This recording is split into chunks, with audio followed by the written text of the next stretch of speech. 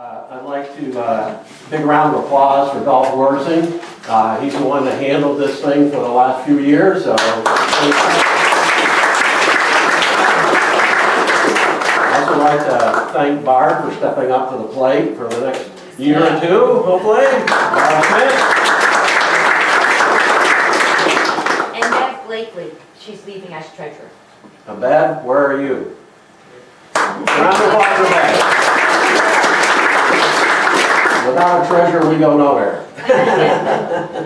My name's Kim Kinney, for those that don't know me, and we're going to talk about the Jamaican family tonight. With us is Alan Hall and Ray Allen. Unfortunately, Devin and Bob couldn't make it, apparently, so we're going to move forward with a presentation with the three of us, and I hope that goes well. Alan, would you like to begin by talking a little bit about Hall's Orchard? Do I use that? Yep, and Is it on? should be on. Is it on? Is it on? Yep. No, does it hear me? Yep. Well, I've been running it by myself since '79, when my dad died.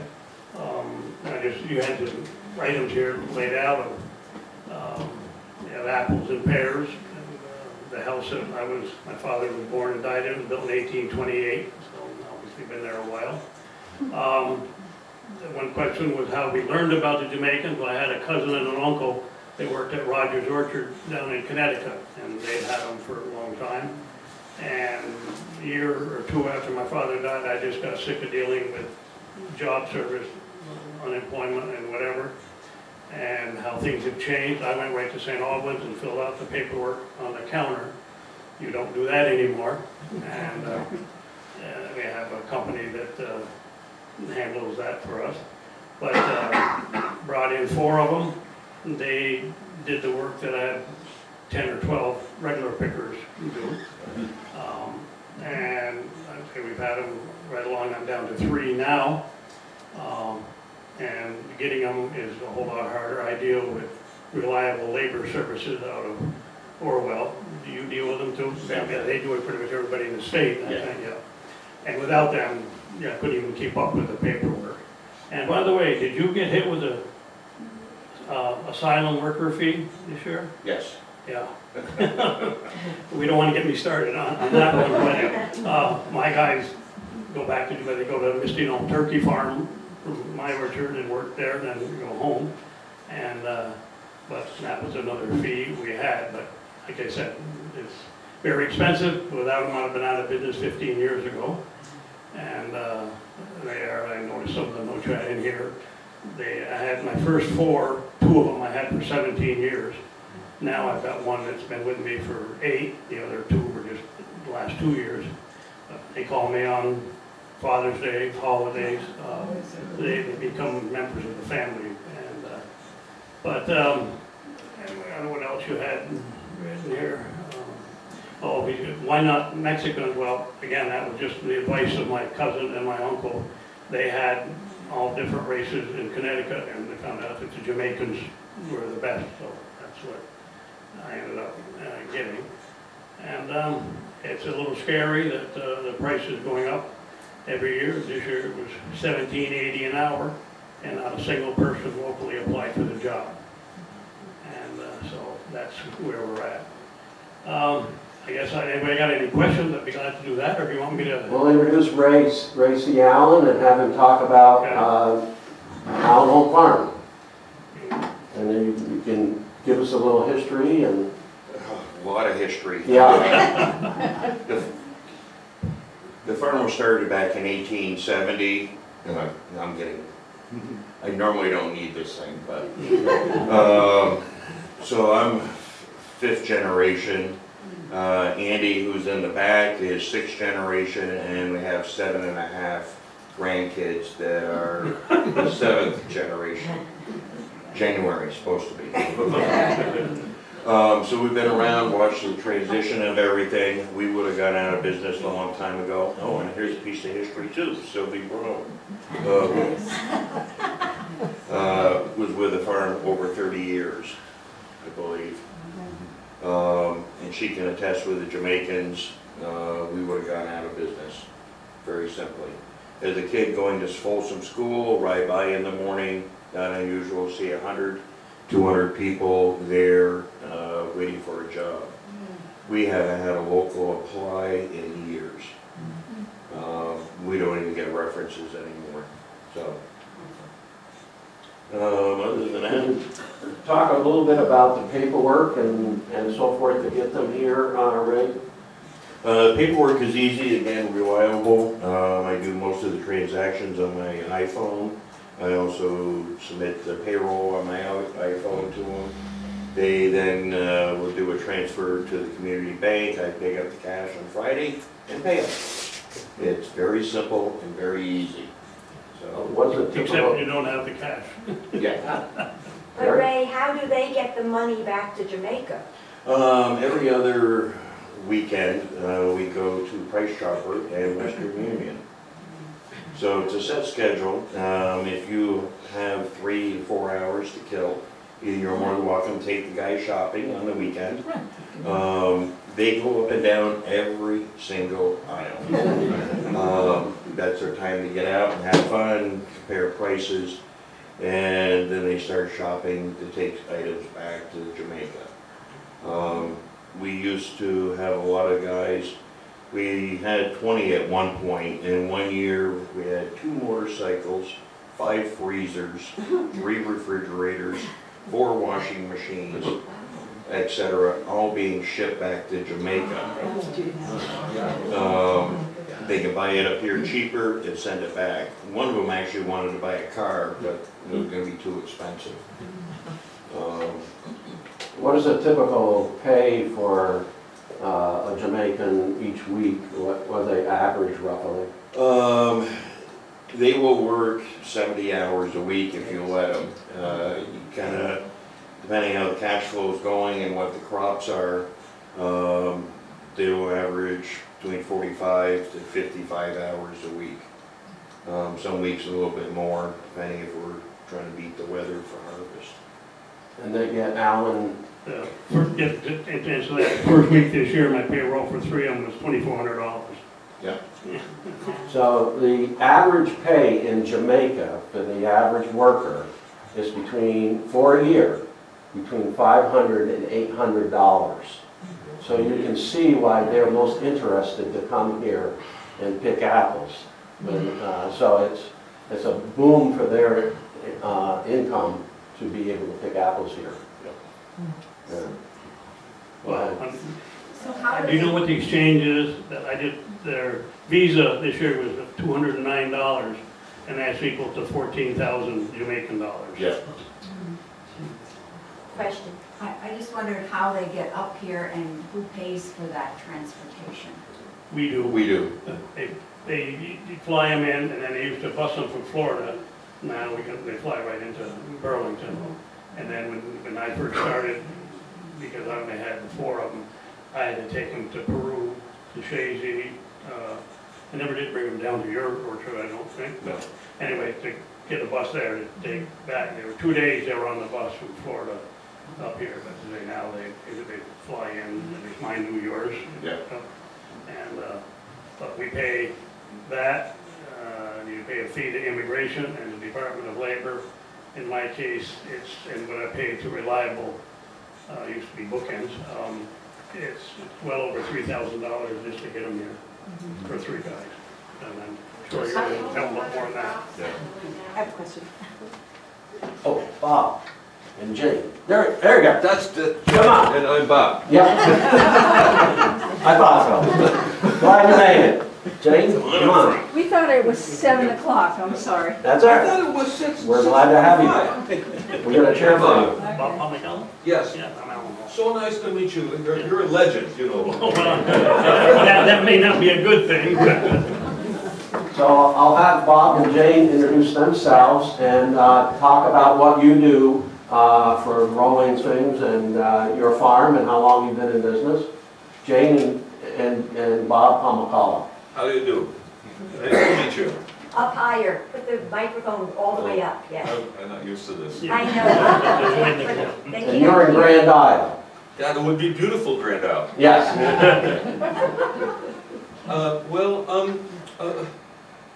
We bought our house in 1977.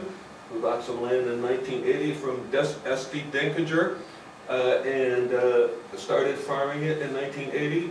We had the privilege of working for Sam Mazza for 6 years and learned how to work. That guy could work, I'll tell you. And we didn't have much money to start with. As Jane can attest, there are times when we had to sell something so we could buy some gas, so we could put it in the tractor, so we could keep going. But we're doing well now, and I want to let Jane talk. Can everyone hear me all right? No, we heard it Don't up. Is it on? It's on, you It just is have on, to okay. my finger. Oh, okay, is that better? Yeah. A little closer. How's There, that? there, it's gotta be that close. So as far as the H2A program, it has been wonderful for us on our farm because we have the summer usually quite well covered with college-age students, but when they go all back to school, there's really nobody to help us. So I don't know what we would do without the H2A program. It's been great. We didn't sign up the year of the pandemic because we were extra nervous. And fortunately, we got a whole bunch of Peace Corps volunteers who've been sent home from their countries where they were working, so we filled that year in that way.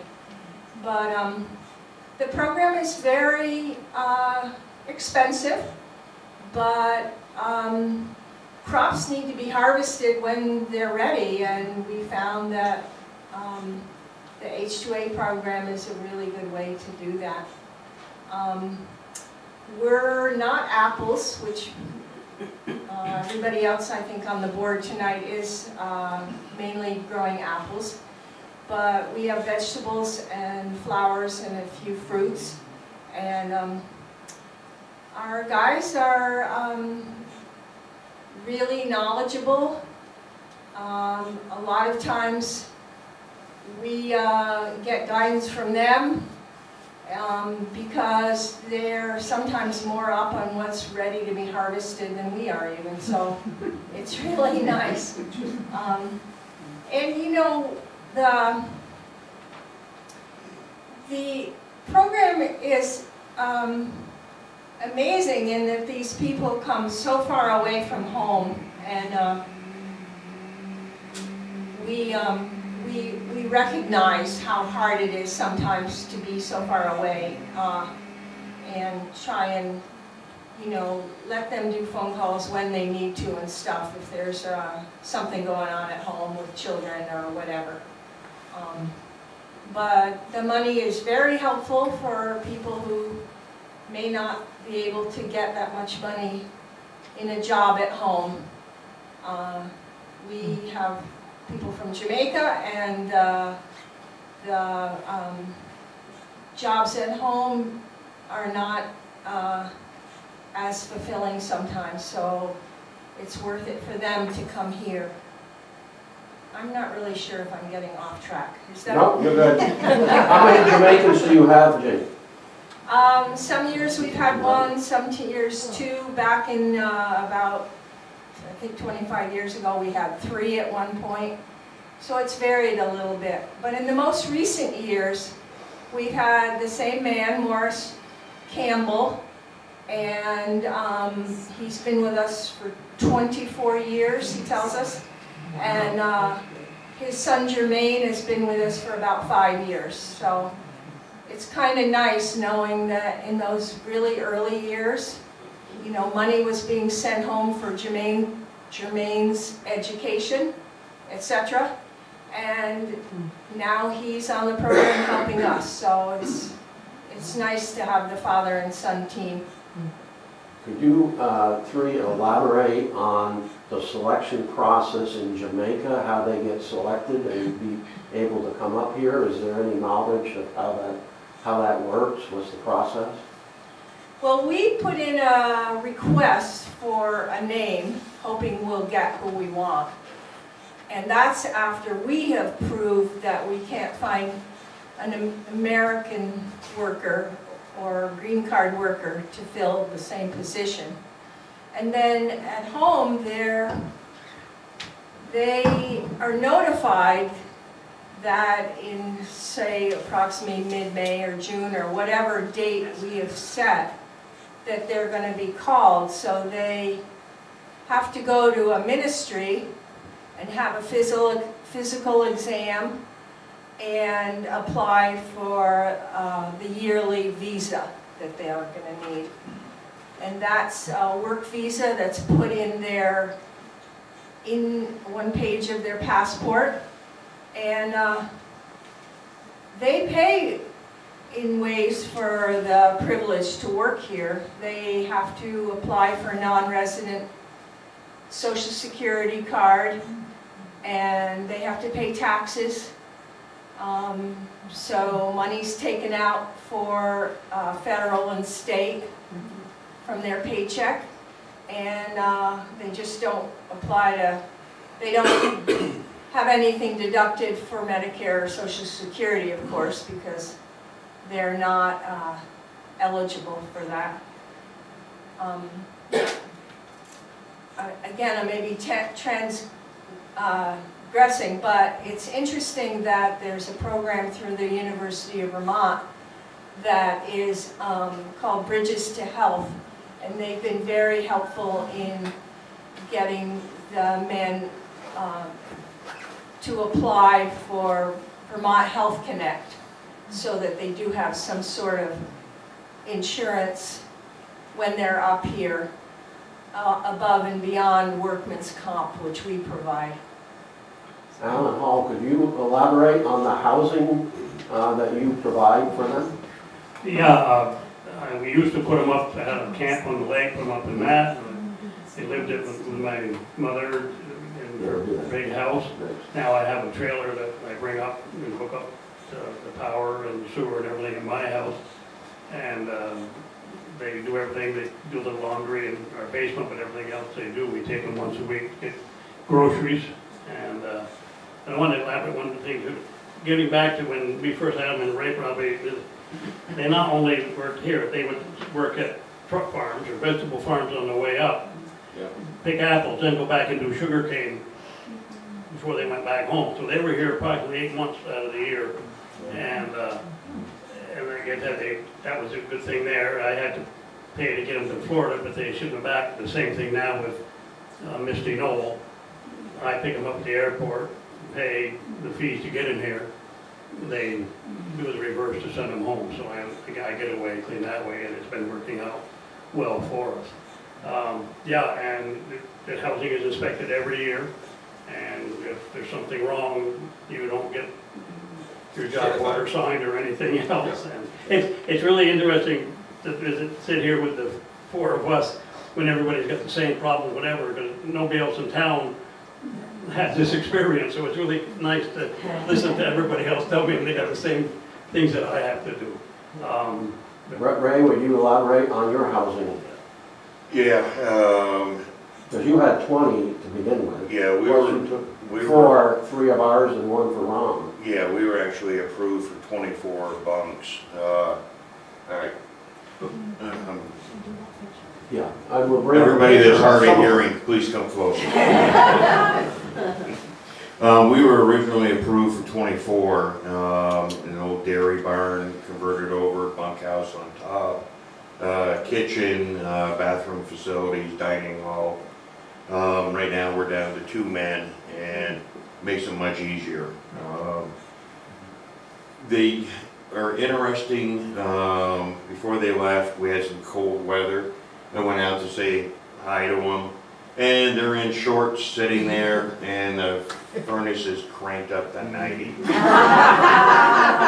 The Rally Fuel's not happy now that they're gone. But yeah, the housing, they love their Wi-Fi, watch their movies, etc.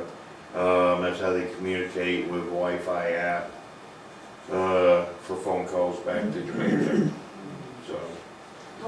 the phone cards. Right. Jane?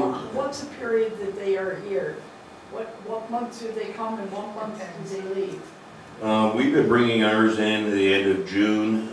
They start July 1st. By that point, our sour cherry crop is ready.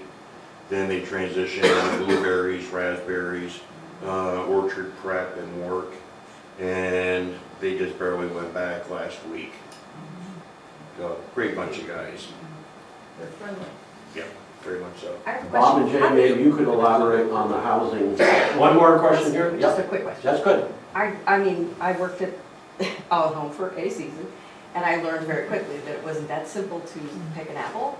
And I didn't realize how difficult it was. I thought anybody could pick an apple, right? And it was not the case. So where do they learn this? Who teaches it? Do they learn on the job? We do.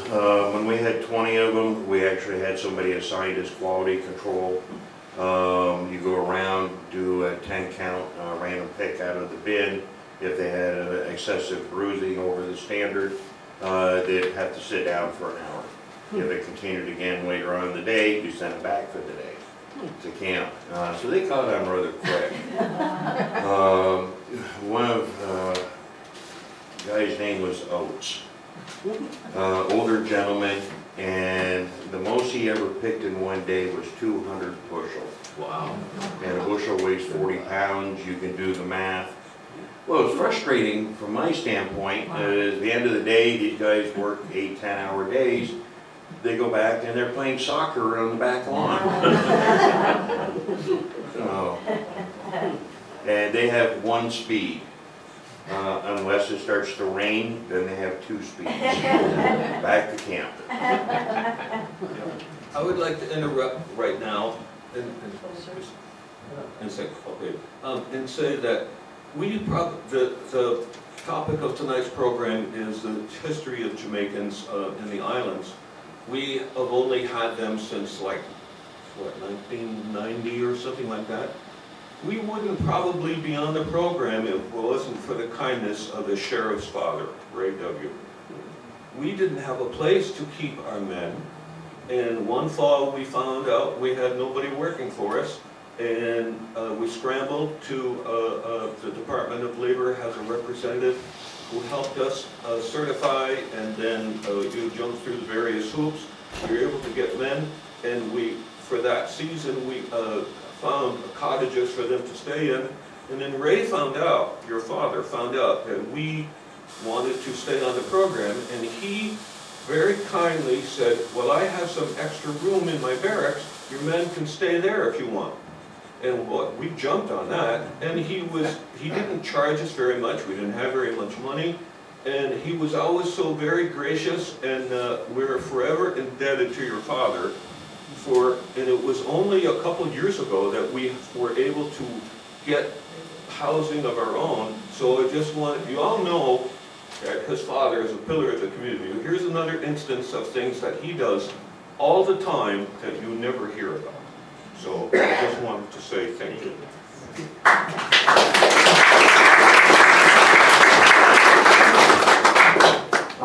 Clothing and food, how do they, I know Ray alluded to taking them to the grocery store. How do you handle that, Alan? Do you have to haul them in? And Now, they do that, when you take them shopping, they come, actually in my case, they leave their rubber boots right there in the trailer until they come back. But if they need something, go to Walmart or whatever and buy them. And you know, like I said, he was talking about the thing that was nice about it is if I did hire, and I'm obligated to hire 3 local people if they apply or qualify, and I would have to have an orchard boss out there with the local people. I don't go in the orchard anymore, tell them what I want done, they draw the apples into the storage or into the packing house, and that's it. And that's the other smart part of having these guys here, because they're just, and you can say they can do anything, and once there's something they have to learn, once they learn it, they're good. But yeah, they say they bring a lot of their own, they go back with more than what they came with. Like I said, it's, what makes me amazed is that it can be 75 degrees and they got hoodies on. Any other questions? questions. Bob and Jane, do you have Paul for food, and so you take them in, did they get food for them? The men go shopping once a week and have time to send their money home if that's what they're doing. And sometimes we take them, but sometimes Morris takes his own car. He has a car which is registered in his name that he has. And the shopping day is really important because they also know where all the used clothing stores are and things like that. Our men ship a lot of stuff home. There's a relatively inexpensive way to have things trucked to Miami and then put on a boat to Jamaica. So our men traditionally will buy 50-pound bags of sugar and of rice and lots of condiments like that, plus anything electronic they want to send home. Our employee Jermaine has a kind of little computer type business going on at home, so he knows that certain items that he takes home from here will be very useful for people back home. It surprises us how an island, items are so expensive on an island because of the transportation. So that's part of what happens when our men do shopping. That's great. So do they drive tractors and so forth? I'm hearing from Alan, they do. Do you Yeah. have them drive? And Yeah, been told I talk loud enough, I don't need a mic, but, yeah, they don't go drive on the road, but they drive trucks, drawing apples in, they do tractors, in some places they do have licenses, and I guess they can drive on the road, mine don't, but, yeah, like I said, they're just a great bunch of guys to work with, and you talk about the expense to have them is nice after they're gone, but now I'm doing stuff that they did when they were here. That's not nice.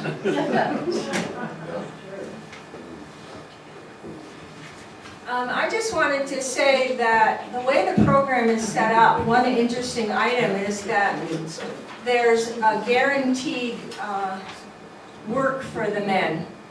And even if we have a hailstorm and we lose all our vegetables, and we decide we don't need the men, we're going to send them home. We can do that, but we are required to still pay them at least 3/4 of their pay period.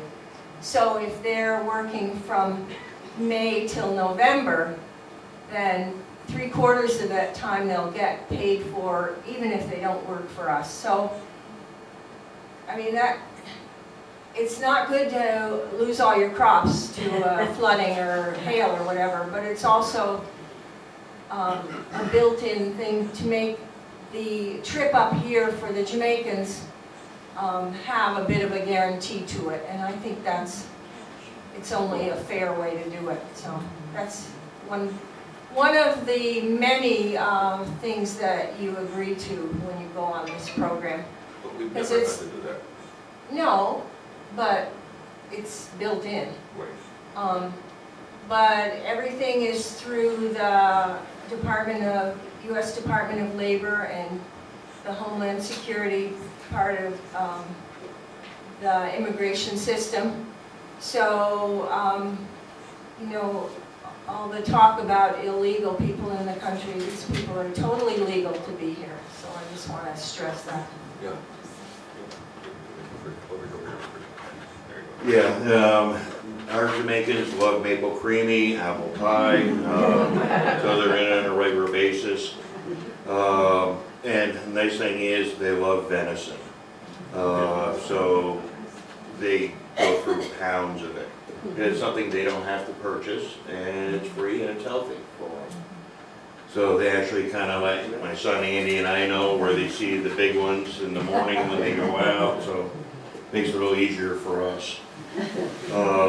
Yeah, they operate tractors, trimmers, chainsaws, and easy group of guys to get along with. If they're not familiar with something, they pick it up pretty quick.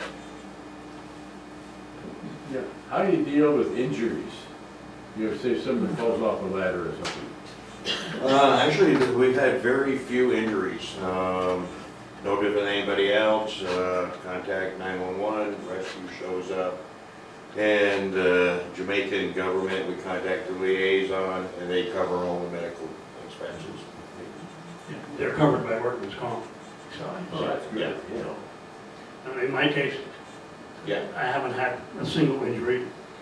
Yeah, knock on wood, right? Yeah. And, but again, they know what to do. You get somebody local person that never picked me before, gonna have their ladder set like this, or, these guys, I've been lucky, I've had the later ones that I got, they worked at some other orchard, but right, the first ones I got, we taught them how to pick apples, and like I said, they did a good job. And like I say, so I've been fortunate, nobody's been hurt. And then the other one, I never heard it in my orchard, but my cousin told me that if somebody did fall out of a tree, the chant came from one of the pickers, cut his throat, take his wallet, Mom. That would make sure that you didn't fall out of your ladder. Maybe you could talk a little bit about the way their language when they communicate to each other. Oh, boy. Oh, that's not easy. Yeah. I've got one of them I can understand pretty good. There's another one literally cannot. So ask the other guy, what is he saying? Exactly right. Morris has been coming up for so many years, and when he talks to his son, we have no idea what the hell is going on. And his son, who very much lacks a Jamaican accent because he's so young, but as soon as he's talking to his father, who knows what the heck they say. We had we this week had a person visit from the Jamaican organization that oversees the program that's based in Washington, D.C. And the liaison officer kind of chided me. He said, "You mean after 24 years you don't understand Jamaican?" And I said, "No." They're speaking English just the way we are, but it's a different, totally different. In the very beginning, it was interesting. We housed ours at Mazza's farm in Colchester. Sam Mazza got us involved in the program. So we had to figure out a way to transport them, and so we bought an old school bus. Well, the Jamaicans didn't like the bright yellow bus, so we got them some paint, and mistake number one, we gave them too many different color choices. So we ended up with a red school bus with vines and flowers painted all over the bus. And my father and I normally ended up driving, so that was always interesting. But it took the community also where we went shopping a little bit to figure out who we were. The first year we pulled into the University Mall, parked in front of Hannaford's, they all got off, went in, and within 10 minutes there was 4 South Burlington police cruisers there because the Hannaford staff were afraid for their safety. So we had to explain, and it quickly worked out fine. But so if we went to anywhere else, KFC was a big one. We'd always give them a heads up, we'll be there in 20 minutes, and they had enough food there for 20 hungry guys. So it was working with everybody, and it was a learning experience. From my standpoint, seatbelts were not an option on the buses back then, but my twins, I used a ratchet strap with the car seats in the bus. Andy, the first year we got the Jamaicans, was just an infant. And we put him on the bus, and the Jamaicans all said hi to him and talked to him, gave him cookies. So my kids were fortunate enough to grow up with all of them. And we've had them for, a couple of them were 30 years that they came back. So. Now, when they first arrived, you had 20, but they also came with a foreman named George. Could you elaborate on George a little bit? Yeah, George was not actually George. We found out after maybe 10 years. Everybody in the camp knew it wasn't George, but we called him George. So when they do the roster and call names, George Anderson was called repeatedly, and this guy put his hand up. So he became George Anderson for 10 years. And came up every year, and what a very nice guy. Then we found out he wasn't actually George. They all have nicknames anyway. Yeah, Yeah. and for us too. Yeah. Gotta carry In on. Jamaica? So, actually this year was kind of cute. There was liaisons from UVM came around and they wanted to speak to the H2A workers and they have a private conversation to make sure we're treating them right, etc. So I introduced the two ladies to our guys. I said, I'll let you guys talk bad about me, I'll step over here. Well, one of them hugged me and goes, no man, we love our boss, he's staying. So, I have a lot of fun with the guys. Andy does, and they're just part of the family. So very fortunate to have them and known all of them over the years. We've got a picture here. The Jamaicans, originally the group we had, did not know water could freeze other than in a freezer. We have a picture here. They actually walked 4 feet down at the sandbar onto the ice, took a picture, then ran off. They couldn't believe it. It was so unusual and watching cars drive across the lake. So. The slide is indicating that this particular person that worked with Hackett's could climb the ladder without using his hands, whereas that's pretty typical. And when we were in the orchard business, you had to hold on to the ladder. But these guys, they can just climb right up the ladder and be picking all the time. So our best Vermont picker, 100 bushel was the best you could hope for. Most were averaging 75. These guys can pick 150 bushel, and you indicated your best was 200, Yeah. which is just amazing. Double the production. So it really interested. Alan, you had mentioned that you married. I didn't get married, yeah. Yeah. I was a justice of the peace, and this guy, I guess he met her before he came to the house, but she'd come to the orchard on a regular basis, and so we set it up. He got his license, and back to the house. We had a little ceremony, and that was the funny part there, though. Even though, I guess before there was asylum seekers, I guess, but the woman had to guarantee that she could support him for a year. He could not work here for a year. And was it New Hampshire, was it they lived? Yeah. And we kept in touch a little bit after they left. But yeah, that was, they thought that was just really neat that that their boss could marry him. And like I said, that was the stipulation that for that year he couldn't. I'm assuming he probably did somewhere, but legally he was supposed to not work for a year after they got married. So. But yeah, like I said, it's just so comforting to hear all the same stories and have them all be so familiar because they're all the same. They're just great workers. They treat you as family. And that was getting back to used to have a liaison officer, and he would come separately. Take each one of them separately to talk to them, and every time he'd come, he says, "You don't seem to have a problem with me taking him out and question or whatever." I said, "No, I'll guarantee you when you come back, I'm going to be the greatest guy in the world." And he said, "Yeah," he said, "I don't know what you do," but he said they don't have a complaint about anything. But that's even changed. We don't have those guys anymore. And, but like I say, the paperwork and stuff you have to go through to get them is getting harder. every day in the year.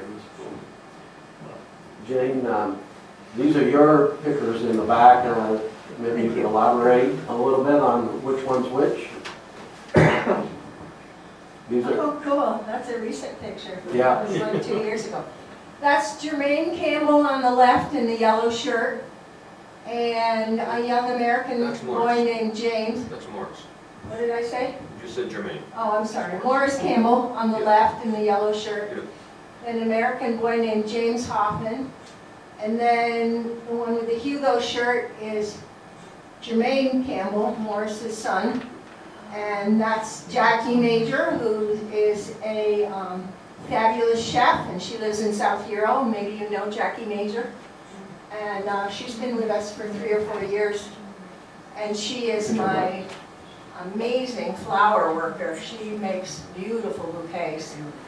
So that is a field of asparagus, and it's what we do is we keep the flat stalks. Every once in a while, an asparagus spear will grow together with 2 or 3 other spears. We call them flatties. So they're taking a picture with the flatty right here. And so no one cuts it when we're picking the field of asparagus. You'll see a white rod there to mark it. So I don't know, it's just something fun we do. Every year we wonder if we get 1 or 2 flatties. we'll go back to some of your pictures. We'll go back to a couple of pictures that we kind of went by quick. We talked about that one, and then this is a picture of Ray and Pam with some of the workers. Ray, I don't know if you know, Ray C., if you know any of them, or are they before? We had names underneath, but. Yeah, actually, I know them all. Actually, the one holding the sign, and this one is Owen. They're the ones we just probably sent back this year. So they've been coming for years. Great group of guys. Want to go back to another one? Go ahead. Is it? Okay. Well, we have some stories that we'd like to share with them, and Ray had talked about the bus and the painting on the bus, and it turns out that one year when we had the Jamaicans, there was a band from Jamaica playing at Memorial Auditorium. Now Ray W., Ray's father, he was a trustee for UVM, and so the deal was that we would all drive in with the 24 Jamaicans on this bus, downtown Burlington, Memorial Auditorium, and were you on the bus, right? Oh, no. It was, I skipped that. yeah, I was. Ray W. drove, and seems like there was 1 or 2 others, and then George, the foreman, was in charge of the 24 Jamaicans. And a lot of apprehension, a lot of anxiety about how all this was going to play out. So we parked in front of the Memorial Auditorium with this bus, and there were a lot of people watching as the Jamaicans just got out of the bus with us and headed on into the concert that night. And we were wondering if we were going to end up with all 24 back. But George kept them pretty well intact, and they dance by themselves. They don't need a partner. It's the most amazing thing I ever witnessed, and they are so limber and can just float dancing, and they just loved it. Well, George, being foreman, well, Ray had to park the bus. He couldn't leave it in front of Memorial Auditorium, but he knew the president of UVM, Laddie Core, then. And his house was just a ways up off from, I think, College Street, which is probably still the president's house. But anyway, so Ray drove the bus up to Laddie Core's and parked it.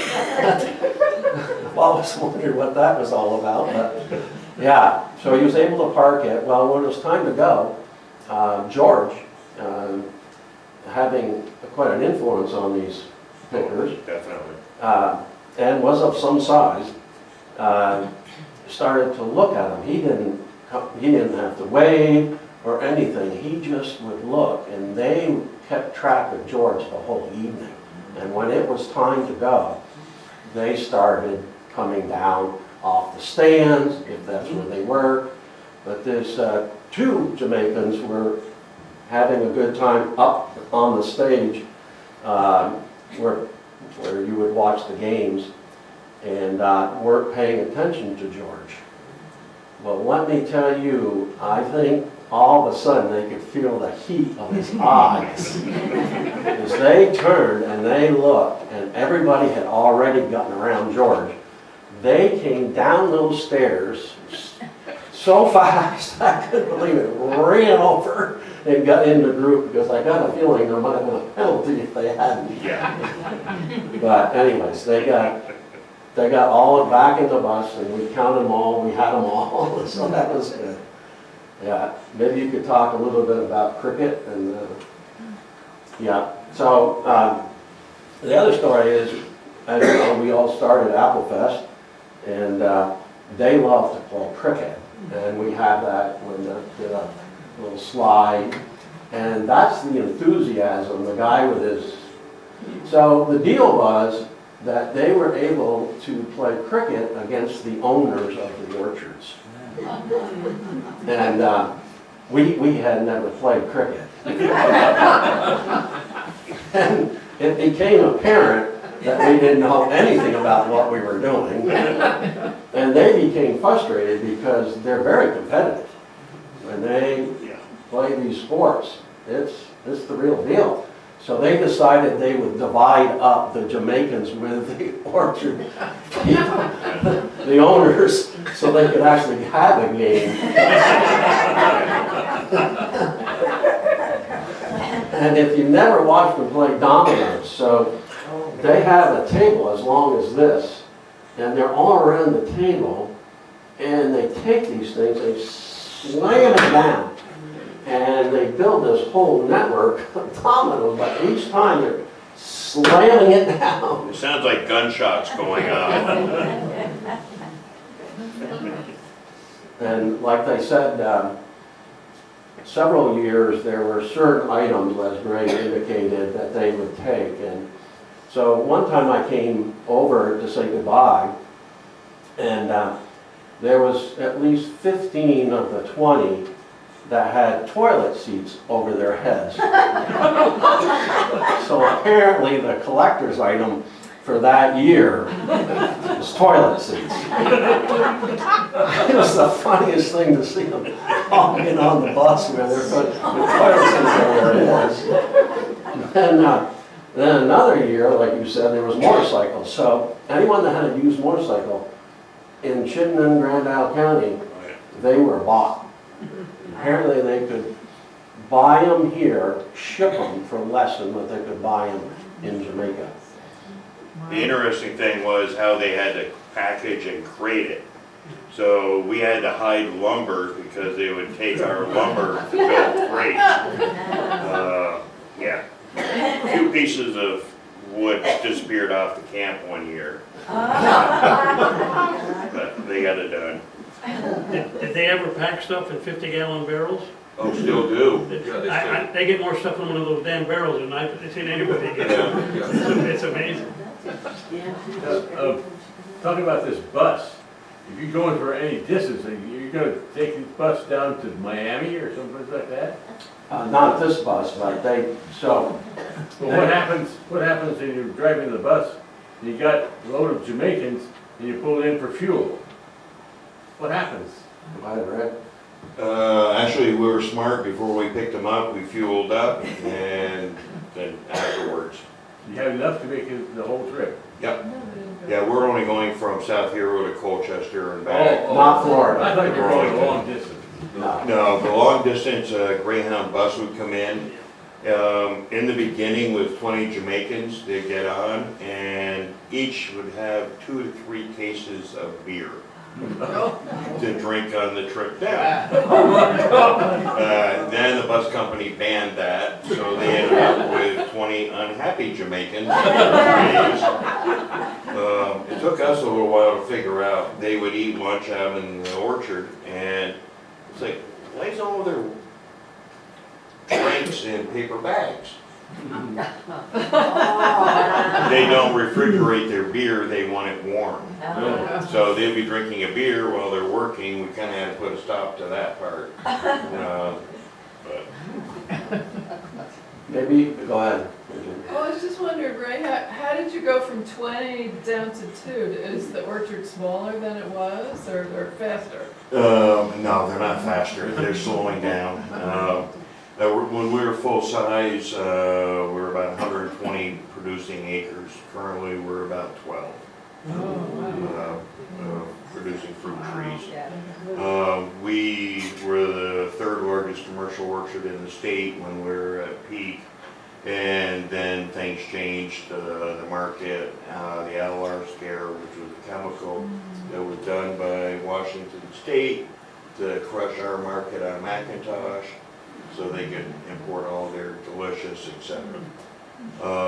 So we just got out of the wholesale business and just doing retail and pick your own. It's a lot more fun. Bob, you had said something about getting a goat. Oh, jeez. yeah, but you Put had a your question. mic, your mic. Take your mic.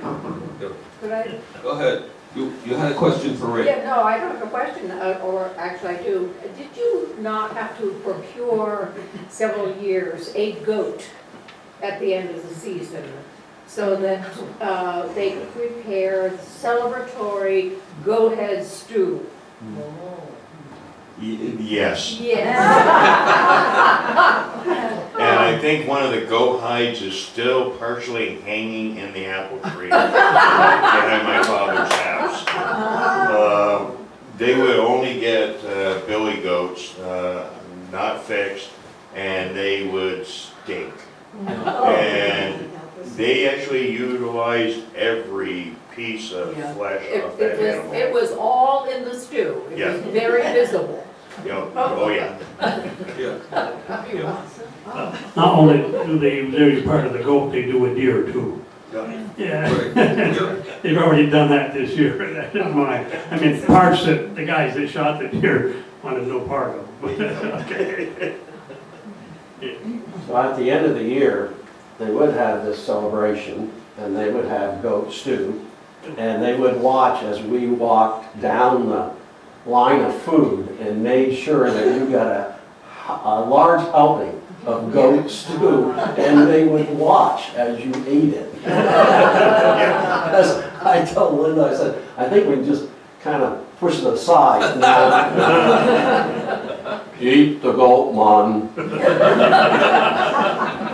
Oh, yeah, and if you, after the celebration, plan on walking home, because if they give you a glass of their punch, yeah, you are driving. I don't know how they drink that stuff. They could run a diesel engine. Keeler's Bay would get it in for them, though, for Yeah. certain, certain one. Boy, it was potent. Yep. No, but Keeler's Bay would bring it in for them. So Kim, how many years did your dad have Jamaicans? Well, we must have had them at least 10. Yep. Yeah, we had one, I'll tell you a little bit about James, because he helped me. You can have them help you do other things so long as they're apple related, in your case vegetable related, but, every year we would burn wood, which was apple wood. And so James would help me get the apple wood into the basement of our house on South Street.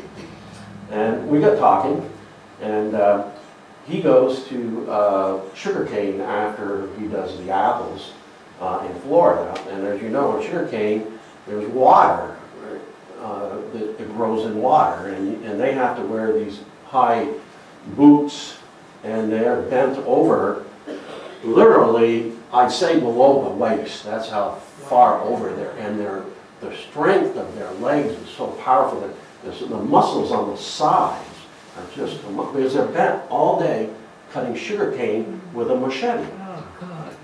And you gotta remember, these are adult men in their prime and in great shape. So he was a benefit for me to help me, but it was interesting. I said, well, when you're cutting the sugar cane, do you run into snakes? And he'd go, yeah, Mom. And I said, well, what do you do? He goes, well, I said, no, don't tell me. You got the machete, Yeah. you know, and he goes, no, Mom, angry snake. I says, well, what do you do? He goes, me run. I go, yeah, I think I run too. But what they do is they come out and they have this heavy equipment that goes in and pushes the snakes further into the field. What kind of snakes? Pardon? What kind of snakes? My guess, whatever Poisonous. grows in Florida, Real bad. Yeah. bobbleheads and, Yeah. yeah, poisonous things. No, they had came later. There was one story about, our guys talked about it, it wasn't one of our group. They did sugar cane and one of the guys ended up cutting his finger very bad, actually cut his finger off with a machete. So the foreman took him to the hospital, they spent hours, reattached it, the guy woke up and was very upset. He could not work, so he made them remove the finger they had just reattached. He healed up quicker and he could go right back to work. That's just their mentality. The finger was nothing to them. As long as they hold the machete or the cane. Currently our guys come from Jamaica up and they go back to Jamaica. Mechanical industry has taken over the sugar cane. Our guys used to do tobacco prior. And yeah, so they got replaced by machinery. So. Any other questions for our panel? I have a Go quick ahead. comment. Oh, go ahead. I just want to say that having Jamaicans makes me much more aware of weather in the Caribbean, because there have been hurricanes when men have been up here, and you know, if you wait a few days and then found out that the roof blew off your dwelling at home, it's not a pretty picture. So there's currently a hurricane right now in the Caribbean, but I talked to Morris this morning and he said he heard that just lots of rain at home, not a direct hit or anything for this current one. I don't even know the name of it, but it's happening right now. But anyway, hurricanes are always a worry for the men when they're up here. Do you have a question? Yeah, you talk about the men coming back all the time, so once you get, we're familiar with Winston. Yep. But once you get them, they keep coming back, or do you have to ask for them? You request them. Okay. If you treat them right, yeah, they'll come back. The deal that I have now with Misty Knoll is that there was one guy that I wasn't terribly happy with, but since they were getting him, it was much easier for me, and they had one. So the deal is now, if they aren't happy with one or more of them that are the ones that are coming up to me, I said, that's how we get our selection, and I'm not going to go through and try to pick the best, and so far it's worked out really well, that the guys that they have sent up have all been great workers. But yeah, like I said, I had, out of the first four, and Ray had been longer, but I had two of them for 17 years, and now this group we have now, we've got one that's, hopefully he'll keep, and he came from Madison, in fact. Yep. And I talked to last year, I guess it was, or a couple of years ago, Lori, her husband died, whatever his name was now. Very sad. Yeah, and she said, we're really sorry we let Clive go. I said, you're not getting him back either. They're, they say, they will come back as long as they can if everything's going well. And that's the nice thing, you haven't got to break new people in. Any other, go ahead. How about our summer temperatures compared to what they're used to at home? How do they, when we're so terribly hot in high 80 and 90 degree weather, how do they They wear tolerate hoodies. that? they're wearing hoodies up here. Yeah. Even in eighty But and I mean, 100. they don't wear shorts or short sleeve shirts, but they won't, but 50 degrees, they got hoodies on, toques on their head. But how do they like it when it's hot in the 80s and 90s? Doesn't bother them at all. I don't know. Can I see that for a minute? Sure. The summer is in Jamaica, and actually, for most of the time, is around 90 degrees during the daytime. And they're used to it. They don't particularly like it, but they're used to it. And so I work with Morris and Jermaine every day, and I oftentimes will say, well, give me a number for today. What's today's number? And, you know, like a really, really, really nice day would be like a 9. Or if it's cold, it's going to be down there like 4 or 5. And it's just really, really warm down there, and they may not particularly enjoy it, but they're used to that temperature. Yeah. And Yeah. so there's almost no temperature here that they don't have consistently throughout their year down there. I sometimes will email back and forth to Jermaine, says, what's the temperature down there? Or maybe talk to Morris once or twice in the off season. And he goes, yeah, it's going up to 90 a month. Like, okay, we're still snowing here. I have a question, two questions. Where is Hall Orchard? Sorry, I don't know. Where is your Where orchard? My orchard, the south end of Isle Lamont. Oh, You come across the bridge, there used to be a sign there, I don't have it anymore, but 4.5 miles from the bridge, straight down through the center of town, you come right to it. We have this, I've told the story dozens of times. I heard the old story, the city guy pulls up to this farmer on his tractor, wants to get to a certain place. Guy says, farmer says, you can't get there from here. That's us. and how many apples can a Jamaican woman run in? Well, I've heard this story. They don't do any phenomenal things. I'm assuming they can do 3 at a time without any problem.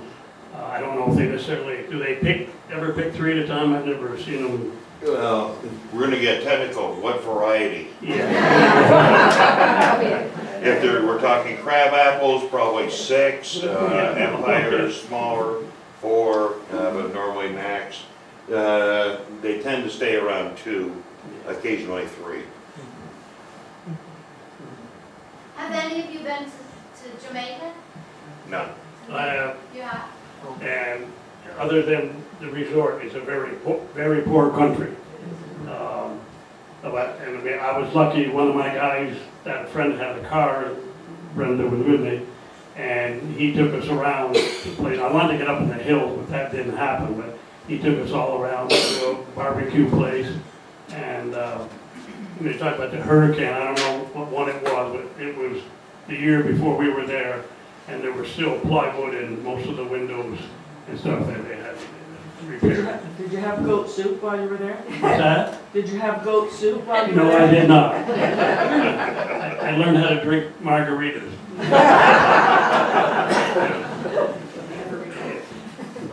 Any other questions for him? We got this picture, if anybody knows how to run this thing. Oh, Yeah. Keegan said you just push this, but it doesn't seem to be doing. In conclusion then, one of the main goals was, first of all, to let you know they're not, let's see if we know.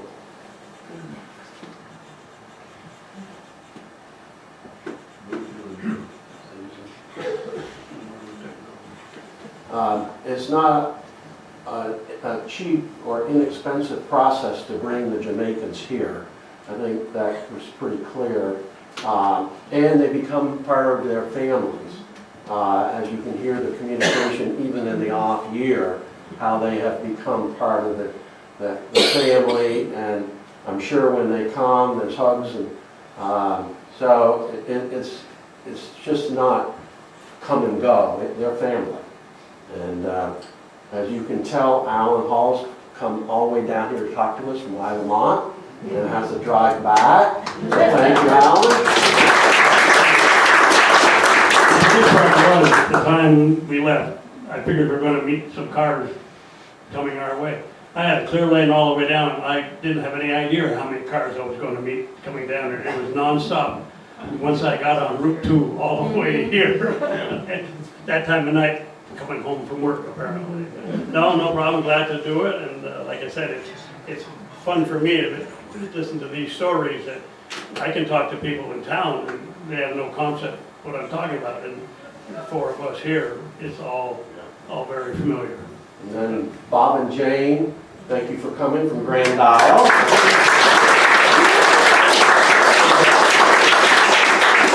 Thank you. And then Ray C. and Andy, all the way from South Street, South Florida.